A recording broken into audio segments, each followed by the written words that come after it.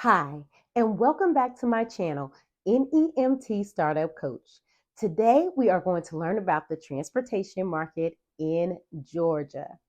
Georgia is home to Mr. Oliver Brown. Mr. Brown was the lead plaintiff in the landmark Supreme Court ruling Brown versus Board of Education. This landmark case out of Topeka, Kansas, resulted in the ruling that segregation in public schools was unconstitutional. Georgia is also home to several major and minor league and college sports teams, including one of our household favorites, the Georgia Bulldogs. But for the purpose of this video today, Georgia is home to approximately 1.42 million residents 60 or older.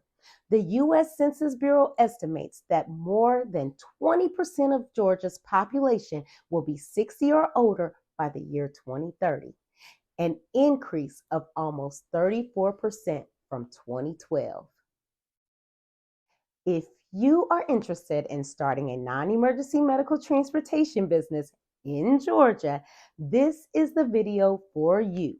In this video, we will explore the specific requirements you need to know as a NEMT provider in the state.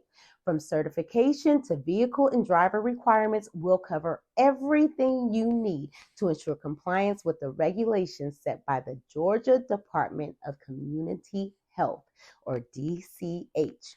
Join in as we discuss the application process, safety standards for NEMT vehicles, driver qualifications, and the billing procedures you should follow. Stay tuned to the end and learn the key Medicaid reimbursement rates that will help you create a financially sound business plan. Don't forget to subscribe to our channel for more valuable insights on running a successful NEMT business. Now let's get started. In the state of Georgia, non-emergency medical transportation services are regulated by the Georgia Department of Community Health, also referred to as DCH.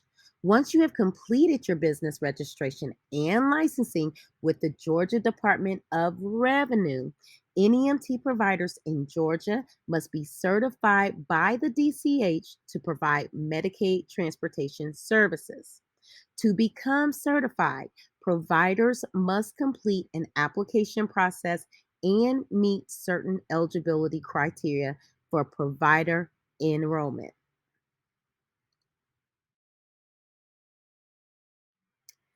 Now, let's discuss provider enrollment.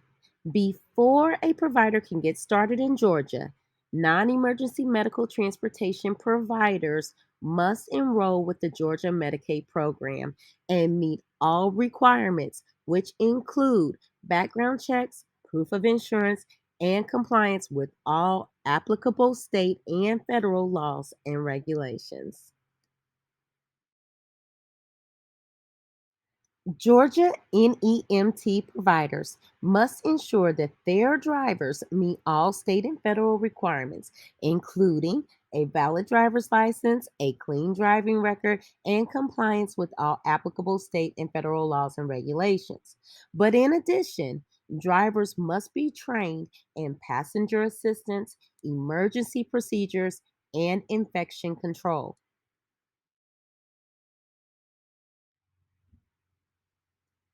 In the state of Georgia, NEMT providers must ensure that they provide non emergency medical transportation services that are medically necessary and covered by Medicaid. Providers must also follow all state and federal regulations regarding the provision of NEMT services, including standards for scheduling, dispatch, and trip documentation. Georgia NEMT providers must bill Medicaid for transportation services using the appropriate billing codes and procedures. Providers must also maintain accurate records of services provided and submit claims in a timely manner.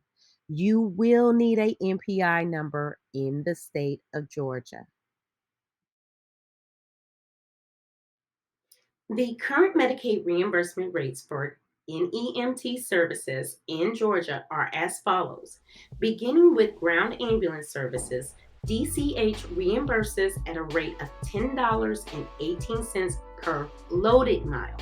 On the other hand, the reimbursement rates for non-emergency ambulance services is $6.63 per loaded mile. Next, we have wheelchair van services.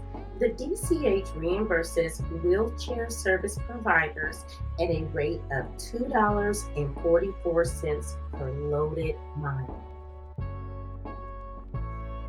The DCH reimburses stretcher van services at a rate of $3.15 per loaded mile. The DCH reimburses providers for taxi and other modes of transportation services at a rate of 32 cents per loaded mile. It is worth noting that these rates are subject to change, and providers should check with the Georgia DCH or Medicaid Managed Care Organization, MCO, for the most up-to-date rates and billing requirements. If you are considering starting a NEMT in Georgia, it would be wise to review all provider regulations and to stay very organized and knowledgeable with billing coding. I hope you have found this information useful. If so, I look forward to meeting again soon. Be blessed.